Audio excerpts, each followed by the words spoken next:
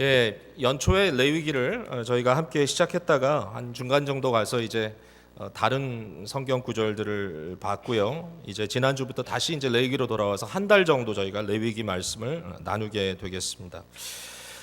레위기의 주제는 오늘 여러분들이 말씀을 읽으면서도 느꼈겠지만 거룩입니다. 거룩함. 근데 이 거룩이라는 말의 의미를 사실 우리가 너무 자주 좀 혼동합니다. 거룩 그러면 마치 어떤 그 경건한 느낌이라든지 어떤 종교심 뭐 이런 거를 우리가 거룩하다라고 이렇게 생각을 할 때가 있어요. 근데 구약 성경에 등장하는 이 카도시라고 하는 이 거룩이라는 단어는 사실은 우리의 느낌이나 어떤 감정을 이야기하는 게 전혀 아니고요. 이 말은 구별된다 이런 뜻입니다. 여러분 아마 많이 들었지만 또 잊어버릴 거예요. 그래서 거룩하면 느낌부터 옵니다. 근데 그런 것이 아니라 거룩하다는 말은 곧 구별되었다라는 말입니다. 레위기에서 하나님께서 백성들에게 말씀하시는 것은 내가 거룩하니 너희도 거룩하라라는 말씀입니다. 거룩한 하나님의 거룩한 백성이라. 이 출발점을 보면 어디서부터 구별이 되냐면 우리가 믿는 하나님으로부터 구별이 됩니다. 그러니까 하나님 자신이 구별된 하나님입니다. 거룩하신 하나님. 이 세상의 어떤 것들도 하나님과 상대하여 마주설 수가 없는 거죠. 그러니까 하나님은 유일하신 하나님입니다. 우리가 믿는 종교는, 우리가 믿는 신앙은 여러 종교 중에 하나를 우리가 선택해서 이게 좀 더 낫겠다 해가지고 선택한 게 아니고요. 우리가 믿는 하나님은 유일신 하나님입니다. 유일하신 하나님, 창조주 하나님, 우리를 비롯해서 이 세상의 그 무엇도 하나님의 창조와 경륜 밖에 있는 것이 하나도 없습니다. 우리 하나님은 그런 하나님입니다. 그러니까 그 하나님께서 내가 구별됐다 이렇게 말씀하시는 거예요. 이사야 44장에 보면 하나님께서 말씀하시죠. 나 외에 다른 신은 없다라고 얘기합니다. 반복해서 이사야 44장에 그런 주제가 나오는데 There's no other God before me. 하나님 나 자신밖에 없다라고 말하면서 우상을 만드는 자는 다 허망하다 그랬습니다. 이 허망하다는 말은 무의미하다라는 뜻입니다.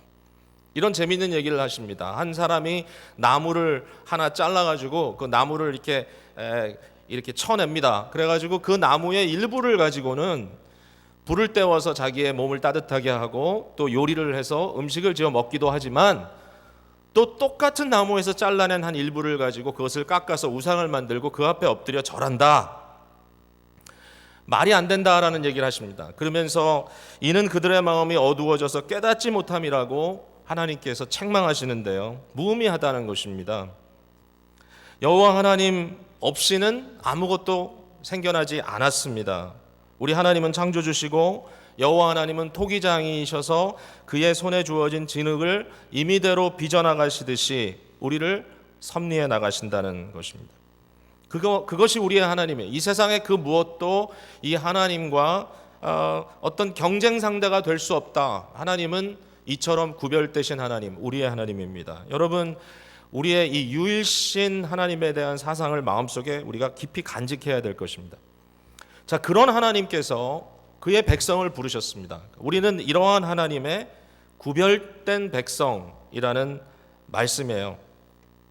우리가 레위기 오늘 19장을 읽었는데요. 레위기 18장 그 다음에 20장에 보면 사실 우리가 낯뜨거워서 읽기가 어려운 그런 내용들이 나옵니다. 여러분 혹시 못 읽어보셨으면 또 이것 때문에 또 관심을 갖고 읽으실지도 모르겠는데 온갖 성적인 타락이 여기에 다 설명되어 나옵니다. 너희는 이렇게 하지 마라, 이렇게 하지 마라, 이렇게 하지 마라, 이렇게 하지 마라 얘기를 합니다. 근데 이 모든 내용이 왜 여기서 등장하느냐? 하나님께서 이런 걸 뭐 지어서 말씀하시 전혀 아닙니다. 이 모든 것이 바로 이스라엘 백성들이 구원되어 나왔던 그 애굽 땅에서 이루어졌고 또 이것이 그들이 들어갈 가나안 땅에서 이미 행해지는 일들이었어요. 이것이 하나님을 하나님으로 알지 못하는 이방 민족들 백성들이 이처럼 음란한 삶을 살고 이처럼 악한 일들을 저질렀다라는 것입니다. 그래서 하나님께서 이스라엘 백성들에게 요구하시는 것은 뭐냐면 너희는 거룩하라. 즉 너희는 애굽 사람처럼 살지 말고 가나안 사람처럼도 살지 마라. 너는 내 백성이다 이겁니다. 나는 거룩한 하나님이다. 나는 구별된 하나님이다. 나는 이와 같이 유일한 하나님으로 이 세상을 창조하고 이 세상이 어떻게 돌아가야 될런지 나의 진리 나의 선함, 나의 아름다움을 선포한 자인데 너희는 나와 같은 이 유일한 하나님의 유일한 백성이 되었으니, 나의 백성이 되었으니 너희는 다른 사람처럼 살아가지 말라라고 이렇게 말씀해 주시는 거예요. 이 얘기가 18장 앞부분에 굉장히 강렬하게 등장하고 있죠. 여러분 한번 찾아보세요. 18장 1절.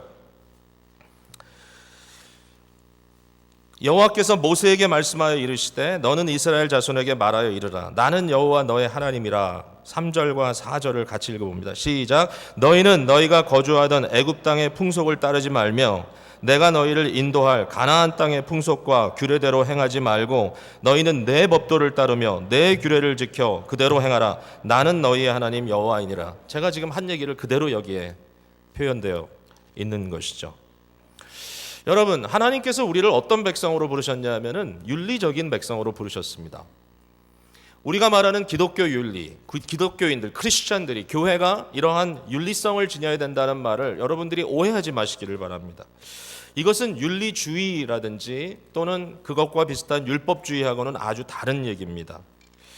윤리주의 그러면 어떤 이야기를 우리가 할 수 있냐면, 이것은 사람이 마치 윤리적인 삶을 살려고 애를 쓰다 보면 그러한 선한 삶이 조금씩 쌓여가서 결국은 하나님께도 인정할 수밖에 없는 좋은 사람이 될 것이다. 이게 윤리주의입니다. 그래서 결국은 내 의의가 드러나고요, 내가 한 일에 대해서 내가 보상받으려고 합니다. 그건 윤리주의입니다.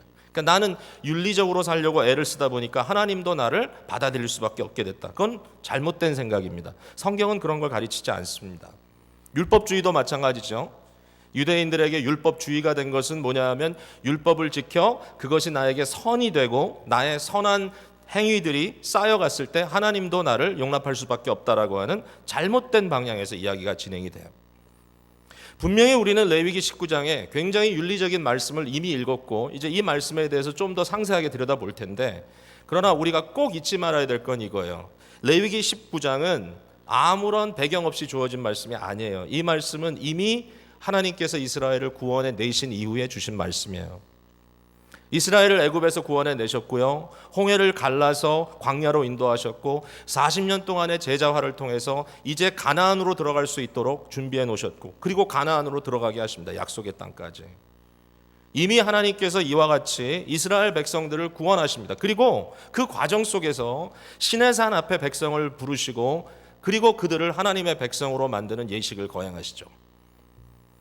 그 시내산에 임하신 하나님의 영광과 하나님의 이 존엄함이 백성들 앞에 보였고, 백성들 앞에서 그 음성이 들렸습니다. 나는 너의 하나님이라, 너희는 나의 백성이라. 나는 너의 하나님이 되고 너희는 나의 백성이 되리라 라는 이 언약적인 관계가 거기서 맺어진 거죠. 여러분, 우리가 우리의 삶 속에 어떤 선한 이런 윤리적인 삶을 살 수 있는 근거가 있다면 그것은 우리가 스스로 선택했기 때문이 아니라, 우리가 그렇게 할 수 있도록 노력했기 때문이 아니라, 또 우리가 노력할 수 있는 그러한 능력이 우리에게 있기 때문이 아니라, 그것보다 선행되는 하나님의 은혜가 있었기 때문이에요. 우리가 잊지 말아야 돼. 이 말씀의 배경은 이런 거예요. 하나님이 우리를 자기 백성 삼아 주셨다는 거예요. 하나님이 우리를 하나님 백성 삼아 주셨다. 그래서 오늘 이 시간에 우리를 교회로 부른 것도 이게 다른 게 아니에요. 여러분은 하나님께 속한 백성이 된 겁니다. 그래서 우리 모여 있습니다. 그분을 경배합니다. 그분을 찬양합니다. 오늘 사람 경배하는 거 아닙니다. 하나님 예배하기 위해서 모였습니다. 우리의 마음이 조금 더 그 부분에서 흐트러져서는 안 되겠죠. 자, 그런데 우리를 부르신 우리의 하나님은 어떤 하나님이냐 하면, 하나님은 거룩한 윤리성을 지니신 하나님입니다.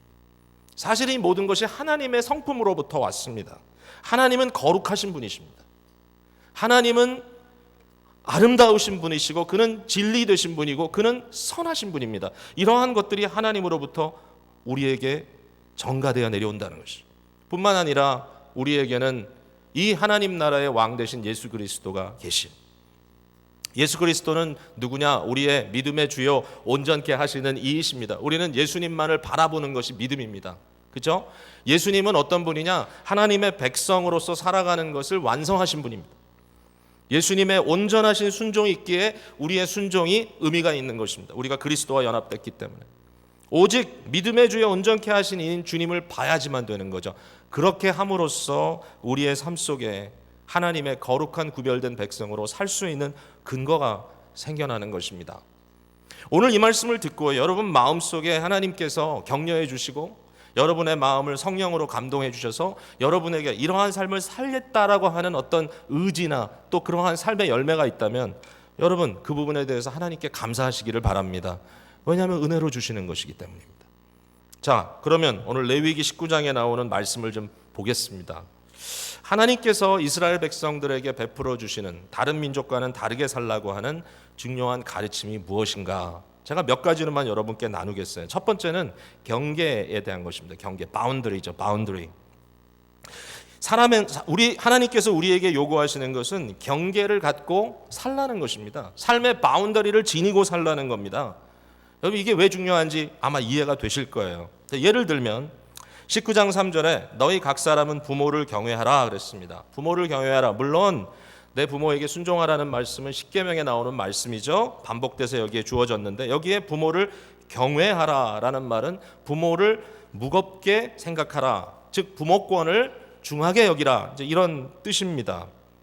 왜 우리에게 이런 말씀 하실까요? 여러분 우리 모두에게 부모가 있습니다. 비록 그 부모가 지금 우리와 함께 하지 못한다 할지라도 이 세상에 부모가 없이 태어난 존재는 없습니다. 이건 모든 사람에게 기본입니다. 그런데 우리에게 주시는 말씀이 내 부모의 부모권을 인정하라라는 얘기입니다. 만약에 여러분이 부모가 된 자들이라면 대부분 그렇죠. 우리가 부모 됐다는 것에 대한 중한 책임을 느끼라라는 것입니다. 그 관계를 설정합니다. 우리의 부모들은 우리에게 권위자가 됩니다. 우리의 어토리티가 됩니다. 부모이기 때문에 다른 거 하나도 없어요. 부모이기 때문에. 부모로 그들을 세웠기 때문에 그들에 대한 권위가 그들에게 주어져 있습니다. 그래서 부모된 자는 양심껏 이 일을 지켜내야 됩니다. 그게 부모에게 주신 하나님의 책임이고 자녀에게 주신 자녀로서의 도리입니다. 자녀들은 부모의 권위 아래 있다는 사실을 기억하고 그것을 마음의 경계선으로 삼아야 됩니다. 그게 사람들에게 주신, 인간에게 주신, 하나님의 백성에게 주신 말씀이에요. 레위기에 보면 이런 말씀이 있어요. 부모를 저주하는 자는 백성 중에서 끊어지겠다. 20장 9절. 이런 말씀이 있어요. 자기 아버지와 어머니를 치는 자는, 때리는 자는 반드시 죽일 것이니라. 출애굽기 21장 17절. 왜 이런 말씀을 하십니까, 여러분? 여러분, 부모가 나보다 강합니까? 우리가 어릴 땐 그럴 수 있지만 우리가 나이 들어가면서 부모가 더 약하다는 것을 느끼게 되죠. 부모가 우리보다 더 똑똑합니까? 그렇지 않을 수도 있습니다. 여러분, 하나님을 모르는 세상은 무엇에 따라 움직이나요? 자기의 힘에 따라 움직입니다. 자기의 의지에 따라 움직입니다. 자기의 욕망에 따라 움직입니다. 내가 할 수 있는 것은 하고 맙니다. 부모가 미우면 나보다 약하기 때문에 내가 그 부모를 밀어칠 수가 있습니다. 내 마음에 맘들지 않는 부모는 없다고 저주할 수도 있습니다. 그러나 하나님께서 우리에게 말씀하십니다. 네가 힘으로 할 수 있다고 질러버리지 마라. 내 부모를 저주하지 마라. 내 부모를 때리지 마라. 왜? 부모니까. 하나님께서는 우리를 권위 아래 두셨다는 사실을 인정해야 된다는 거예요. 자, 또 나옵니다. 3절에 나의 안식일을 지키라. 이게 무슨 얘기예요? 나의 안식일을 지키라. 안식일은요 어떤 의미를 갖고 있습니까? 말 그대로 쉬는 겁니다. 이것은 윤리입니다. 윤리. 많은 분들이 안식 그러면 예배하고 연결을 시키죠. 저도 그렇게 합니다. 그러나 예배라고 하는 어떤 이 종교적인 significance, 중요성도 있지만 아울러 윤리적인 significance가 굉장히 강합니다. 왜냐하면 안식은 쉬는 겁니다. 나만 쉬는 게 아니라 내가 내 권한 안에 갖고 있는, 내가 권한으로 이렇게 관리할 수 있는 모든 사람에게도 쉼을 주라는 얘기죠. 이게 무슨 얘기입니까? 내게 노동할 수 있는 힘이 있다고 간주합시다. 자, 아무런 경계 없이 아침 밤 계속 일할 수 있습니다. 24/7, 24시간, 7일, 365일 다 일할 수 있습니다. 돈을 버는 재미가 있어요. 일을 하니까 막 돈이 막 쏟아져 들어옵니다. 돈을 버는 재미가 있으니까 멈출 수 없죠. 나는 일할 수 있는데. 그렇게 얘기합니다. 나 아직 젊어서 괜찮아요. 나 일할 수 있어요. 난 얼마든지 감당할 수 있어요. 여러분 감당할 수 있으세요? 일하실 수 있으세요? 그런데 하나님께서 저와 여러분에게 말씀하십니다. 멈추라는 겁니다. 힘들고 지쳐서가 아니라 이것은 우리에게 주신 하나님의 바운더리다. 그래야 산다는 거예요. 멈춰라. 멈춰서서 너희의 삶의 주인이 누구인지, 내게 주어진 시간과 건강의 바운더리가 어디까지인지, 어떻게 사는 것이 의미가 있는지 생각하라는 얘기입니다. 하나님이 하나님의 백성에게 주신 겁니다. 이걸 우리는 감사함으로 받아야 됩니다. 아름다운 일이기 때문이죠. 자, 5절에서 8절까지 재미있는 얘기가 또 나오죠. 화목제물에 대한 얘기가 나옵니다. 하나님께서 화목제물은 백성들이 제사장들에게 가지고 가게 하고 제사장은 그것을 제물로 드리고 그 남은 그 고기를 제사장들이 먹을 수 있게 했습니다. 이것은 제사장의 양식입니다. 그런데 이런 말씀하십니다. 제사장들아, 너희가 그것을 제물로 드린 그날 다 먹어라. 만약에 못 먹으면 그 다음 날 먹어라. 근데 이틀이 지나도록 다 못 먹으면 세 번째 되는 날은 태워버려라. 반드시 먹으면 안 된다. 자, 여러분 어떤 생각이 드세요? 자, 왜 셋째 날이냐? 왜 둘째 날도 아니고 넷째 날도 아니냐? 어떻게 보면 굉장히 적당합니다. 굉장히 논리적이고 아주 상식적인 말씀입니다. 여러분, 그 당시에 뭐 냉동을 시키겠어요? 냉장을 시키겠어요? 어쩔 수 없으니까 음식이 있으면 그것을 며칠 지나면 상할 수밖에 없으니까 먹지 말아야 되겠죠. 자, 그런 의미에서 이 말씀이 이해될 수도 있을 것 같아요. 적절하게 세 번째 날에는 먹지 마라. 그러나 여러분, 그렇게만 볼 수는 또 없는 거예요. 물론 하나님의 그런 뜻이 거기 담겨 있을 수는 있어요. 그러나 이것은 하나님께서 경계를 지어주는 겁니다. 제사장들아, 너희가 백성들을 종교 행위로 이끌어가는 사람이라 할지라도 너희에게 얼마든지 권위가 있다 할지라도 그러나 거기서 멈춰라. 더 가지 마라. 마치 하나님께서 에덴 동산에 선악을 알게 하는 나무를 두시고 이 동산의 모든 나무를 네가 다 먹어도 좋지만 이것은 먹지 마라라고 말씀하셨던 것. 아무리 그 나무의 열매가 보암직하고 먹음직스럽고 지혜롭게 할 만큼 탐스럽기도 하다 할지라도 먹지 마라. 우리가 지금 다 이해할 수 없어요. 아마 우리는 우리의 욕망과 우리의 의지가 있기 때문에 왜 먹지 못하게 합니까? 라고 따지고 싶을지도 몰라요. 그러나 하나님은 경계를 주셨어요. 그것이 옳은 거예요. 권위 아래 있어야 돼요. 우리는. 그렇지 않으면 막 가는 인간이 돼요. 어느 무엇도 우리의 욕망을 제어할 수 없으면 내가 너무너무 높아지고 힘이 생겨서 내가 하고 싶은 건 다 할 수 있다라고 하는 단계에 올라가면 인간 반드시 타락합니다. 그래서 그렇게 할 수 없어야만 되는 거죠. 하나님께서 그 범위를 주시는 겁니다. 하나님께서 다스리는 겁니다. 그러면서 하시는 말씀이 나는 너의 여호와 하나님이니라. 그렇게 말씀하십니다. 우리 가운데 과학하시는 분들이 많잖아요. 사실 오늘 이 시대를 과학시대라고 이제 이야기하고 과학과 기술이 뭐 정신없이 매일매일 새로운 것들을 만들어내는 그런 시대에 살다 보니까 참 굉장하잖아요. 근데 그럼에도 불구하고 하나님께서 우리에게 경계를 지어주신 것들이 있다는 생각을 해봐요.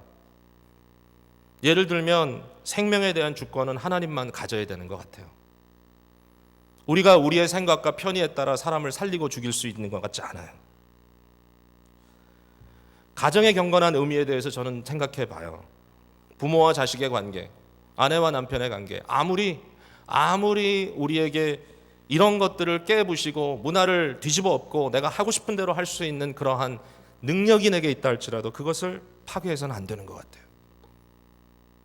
한 남자와 한 여자가 만나서 가정을 이루고 자녀를 생산하는 이것을 부시면 안 되는 것 같아요. 여러분, 정말 우리는 우리 힘대로 하고 싶어 해요. 내가 하고 싶은 욕망대로.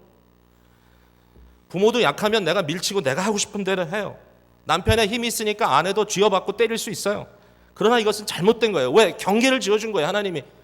너의 힘, 너의 강함, 네가 원하는 거 할 수 있다고 다 하지 마라. 왜? 너는 나의 권위 아래 있는 존재이다. 그것이 윤리입니다. 선한 것은 선한 것으로, 악한 것은 악한 것으로 경계 지어야 돼요. 추한 것은 추한 것으로, 아름다운 것은 아름다운 것으로 경계 지어야 되고, 진실된 것은 진실된 것으로, 거짓된 것은 거짓된 것으로 경계 지어야 합니다. 이 시대 사람들 그렇게 얘기 안 하죠. 이 시대 사람들은 모든 게 관점이다. 모든 게 상대적이다. 선과 악을 나누려고 안 해요. 아름다운 것과 추한 것들을 혼동해요. 진실된 것과 거룩된 것도 다 자기 관점이라고 얘기해요. 진리가 어딨냐? 힘 있는 사람, 돈 있는 사람, 변호사를 잘 세울 수 있는 사람이 이기는 거다. 그렇게 얘기를 해요. 근데 우리는 세상이 그렇게 돌아간다고 해도 그렇게 얘기해서는 안 돼요. 왜? 우리는 주관적이고 우리 모두는 우리의 관점에 다 리미트 돼 있어요. 맞아요. 그러나 우리가 아는 세상은 그런 세상이 아니에요. 우리가 아는 세상은 진정한 객관자이신 하나님께서 계시는 세상이에요.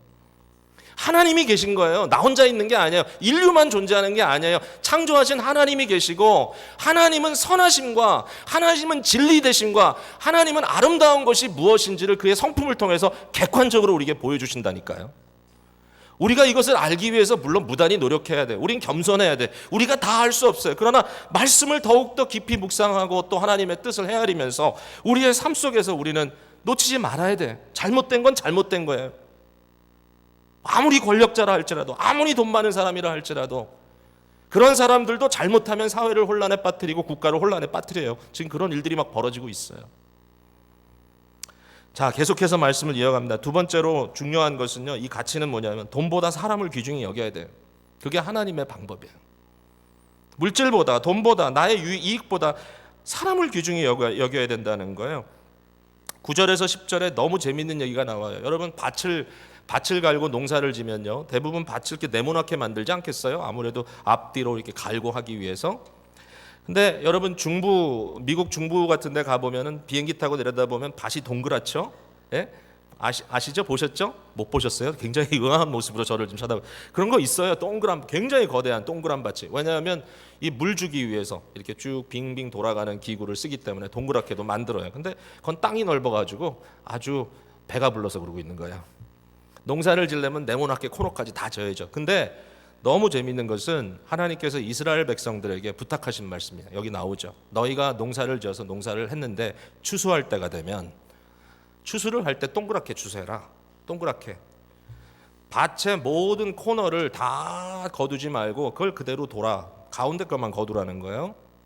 어떤 사람들은 이거를 아예 퍼센트로 계산까지 했어요. 그래서 도대체 몇 프로를 남기라는 건가? 남겨놓으라 그랬어요. 뭐 어떤 사람 많게는 30%도 남는다 그래, 그렇게 하면. 근데 이 코너에 남아있는 것들을 왜 남기냐? 이것은 가난한 자와 너희들 가운데 거하는 이방인들, 즉 홈레스들을 위해서 남겨둬라.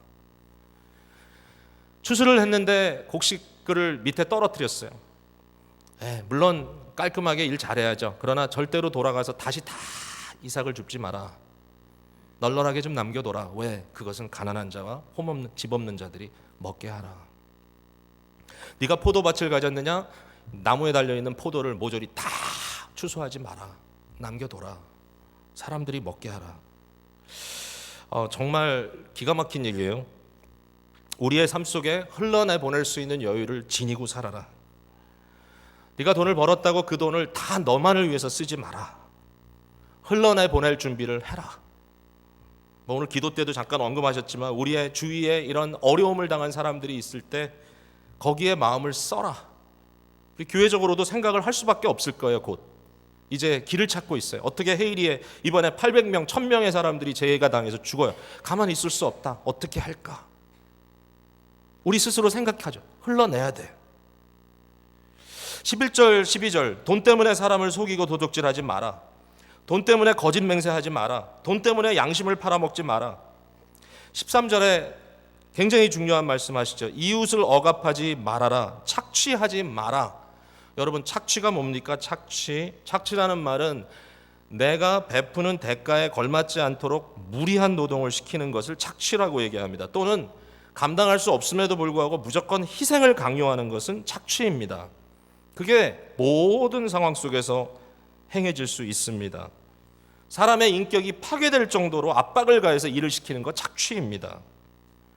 내게 어떤 레버리지가 있다고 해서요, 내게 어떤 지렛대가 있다고 해서 그 사람을 움직일 만한 지렛대가 있다고 해서 내 마음대로 부당한 부탁을 막 해서는 안 된다라는 얘기입니다. 제가 담임 목사라고 부목사님에게 우리 집 와서 잔디 깎아달라고 얘기할 수 없다는 얘기입니다. 안 그러면 너 쫓아내. 그런 거 안 된다는 거죠. 워크 퍼밋이 없다든지 영주권 신청 중이라서 뭐 이런 상황 속에서 어차피 너는 나한테 붙어 있어야 되니까 어쩔 수 없을 거야. 그래서 아무런 경계도 어떤 시간에 대한 구애도 없이 무조건 시키고 싶은 일을 다 모조리 시키는 것, 마음에 억울함이 생기게 하는 것. 물론 요새는 뭐 시도 때도 없이 억울한 사람도 있지만, 그러나 정말 객관적으로 봤을 때 이것은 옳지 않다라고 하는 것이 생기지 않도록 해야만 한다. 품꾼에게 주어야 할 돈을 일부러 주지 않고 시간을 끌지 말아야 된다. 귀가 먹었다고 듣지 못한다고 그 사람 앞에서 그 사람 저주하지 말아야 된다. 눈이 멀어서 보지 못한다고 그 사람 앞에 장애물을 놔서는 되지 않는다. 왜 그렇죠? 하나님이 보고 계신다는 거예요. 하나님이 듣고 계시고. 세 번째는 공의로움입니다. 공의로움. 하나님은 공의롭다 그랬어요. 15절에 참 기가 막힌 말씀이죠. 너희는 재판할 때에 불의를 행하지 말며 가난한 자의 편을 들지 말며 세력 있는 자라고 두둔하지 말고 공의로 사람을 재판하라. 무슨 얘기예요? 무조건 가난하니까 가난한 사람 편에 쓰자. 그것도 아닙니다. 돈 있고 힘 있는 사람이니까 그 사람 편에 서자. 그것도 아닙니다. 뭐 이걸 구태여 이렇게 얘기하자면 무조건 가난한 사람 편이다. 좌파도 아닙니다. 무조건 돈 있고 힘 있는 사람 편이다. 권력지향적인 우편도 아닙니다. 우파 좌파 그게 이슈가 아닙니다. 뭘 원하는 거죠? 하나님은 공의롭다라는 겁니다. 공의롭다. 공평하게 따져봐라. 16절에 말씀하십니다. 네가 마음대로 할 수 있다고 거짓된 비방을 해서는 안 된다. 옳지 않은 소문을 퍼뜨려서는 안 된다. 뭐 책임 없다고 마음대로 이 사람 저 사람 비방하고 다니고 소문 퍼뜨리고 다니고 아니면 말고 뭐 그런 식으로 얘기하지 마라. 익명이라고 댓글 달아 사람들 인격을 파괴시키지 마라. 뭐 이런 얘기까지 들어갈 수 있을 거야. 불공평한 비판을 쏟아놓아서는 안 된다. 막 소설을 쓰면서 사람들의 마음이 이랬을 거라고 그렇게 하지 마라. 2번 생각하고 3번 생각하고 하나님께서 원하시는 것이 뭔지 고민하고 내게 어떤 이득을 얻는다고 해서 이웃의 생명에 위협이 가해져서는 안 된다. 여호와 하나님께서 보고 계시다는 것을 기억해야 한다. 공의로운 하나님. 마지막 4번째는 사랑입니다. 사랑. 사랑해야 합니다. 자, 여러분 이 4개 다 기억할 수 있겠어요? 첫 번째는 경계, 2번째는 사람을 더 귀중히 여기라. 3번째는 공의, 4번째는 사랑. 다 연결되는 말씀 같죠? 맞습니다. 정신은 같습니다. 사랑합니다. 형제를 마음으로 싫어하고 미워하지 마라. 여기 보니까 이웃을 반드시 견책하라 그랬어요. 무슨 얘기예요? 누구에 대해서 마음에 혐의가 있으면 말도 해보지 않고 그 사람 무조건 선입관 가지고 미워하지 말란 얘기예요. 마음으로 이해를 구하라는 거예요. 가서 그 사람이 무슨 뜻으로 무슨 의미로 그렇게 했는지 좀 이해해 보라는 거예요. 잘못이 있으면 그 문제에 대해서 그건 저 사람 문제니까 저 사람 나쁜 사람이야 그러지 말고 남의 일처럼 여기지 말고 내가 좀 아파하라는 거예요. 내가 도움이 된다면 그 사람을 위해서 마음의 부담을 가지라. 원수를 네가 갚지 마라. 원수 갚으면 하나님께 있다. 동포를 원망하지 마라. 마음에 자꾸 사람들 원망하고 살지 마라. 유명한 말씀이 여기 나오죠. 내 이웃 사랑하기를 내 자신과 같이 사랑하라. 이것이 예수님께서 가장 큰 계명이라고 우리에게 주신 말씀 아닙니까? 위로는 내 하나님을 사랑하라. 내 모든 것을 다하여 너 혼신을 다하여 그리고 내 이웃을 내 몸과 같이 사랑하라. 여러분 우리가 절대로 이걸 다 들으면서 나는 정말 이렇게 살 수 있으니 얼마나 감사할까 이렇게 할 수 있는 사람은 없을 겁니다. 그러나 노력은 해야 됩니다. 그리고 이것이 은혜로 하나님께서 주신 우리 안에 주신 변화의 일부라는 것을 수용해야 합니다. 나를 이렇게 바꾸고 계신다. 저는요 무엇보다도 하나님이 너무 멋져요. 우리가 살고 있는 나라가 너무 좋아요. 이 세상 나라들은 가끔 우리를 씁쓸하게 해요. 부끄럽게 해요. 근데 하나님의 나라는 살만한 공동체예요. 멋있어요. 그래서 하나님의 나라가 이 세상에 펼쳐지도록 우리는 이 담대하고 아주 자랑스럽게 이 나라를 이야기해야 돼요. 얼마나 감동되고 느낌이 살아있는 인간관계입니까? 하나님 그걸 원하세요. 하나님 그런 분이에요. 그 하나님께서 우리에게 그리스도를 통하여 오신 거예요. 예수 그리스도는 우리의 주인입니다. 우리의 구주십니다. 예수님이야말로 하나님의 백성이 어떤 모습으로 살아야 할지 아주 클리어하게 보여주시는 분이십니다.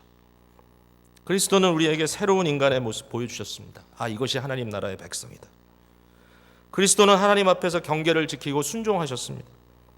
그리스도는 사람을 그 무엇보다 중요하게 여기셔서 율법주의자들의 비판을 받으시면서도 고통받는 인간을 고쳐주시고 구원해내셨습니다. 그리스도는 공의로운 삶을 사시고 가르쳤어요. 예수 그리스도 앞에서 어느 누구도 억울하지 않았습니다. 그러나 그분은 소프트하게 부드럽기만 한 분 아니었죠. 불의 앞에서는 화를 내시고 어린아이들이 무시당하는 모습을 보시면 그렇게 하는 사람들을 야단치시고 불의 앞에서 예수님 가만 계시지 않았죠. 예수님의 이미지는 죽임당하신 어린 양이며 아울러 유다의 사자입니다. The Lion of Judah. 사람을 살리기 위하여 자신이 무단히 낮아지신 주님이시지만 교만하고 악한 자를 책망하기 위해서 그의 위엄은 하늘을 찌르신다는 것입니다. 이게 우리의 예수님입니다. 예수님은 사랑하는 분입니다. 아무것도 없이 가련한 여인들도 예수님 앞에서는 숨을 쉴 수가 있었습니다. 죄 많은 여인은 예수님 발에 향유를 부었고 마리아처럼 보잘것없는 여인도 예수님 발 앞에 앉아서 제자들과 함께 예수님의 신학 강의를 들었습니다. 피부질환 환자들이 문둥병자라고 해서 사회로부터 격리되었지만 예수님은 사랑에 굶주렸던 그들과 함께 스킨십 하셨습니다. 어린아이들이 예수님께 나오면 예수님은 그들의 머리에 손을 얹고 축복하셨습니다. 배고파하는 사람들을 그냥 보낼 수가 없어서 안타까운 마음으로 축사하고 오병이어로 5,000명을 먹이셨습니다. 예수님의 마음입니다. 우리는 이런 예수님께 속한 백성입니다. 아름다우신 하나님, 아름다우신 예수 그리스도. 정체성의 문제. 우리가 누구인가? 누구에게 속해 있는가? 우리는 어느 나라 백성인가? 여러분, 오늘 이 말씀이 여러분에게 단순히 그냥 좋은 말, 참 오늘 좋은 말 들었다, 그렇게 되지 않기를 바랍니다. 여러분, 만약에 여러분들이 예수 그리스도의 대속의 은혜로 말미암아 구원받은 근거가 없다면 이 모든 것은 헛것입니다. 그러나 여러분이 구원받은 분이라면 오늘 이 말씀이 하나님의 백성으로 살아가야 될 아름다운 모델임을 꼭 마음에 간직하시기를 바랍니다. 예수님을 만나시기 바랍니다. 우리 주님이 우리에게 주시는 은혜입니다. 기도하겠습니다.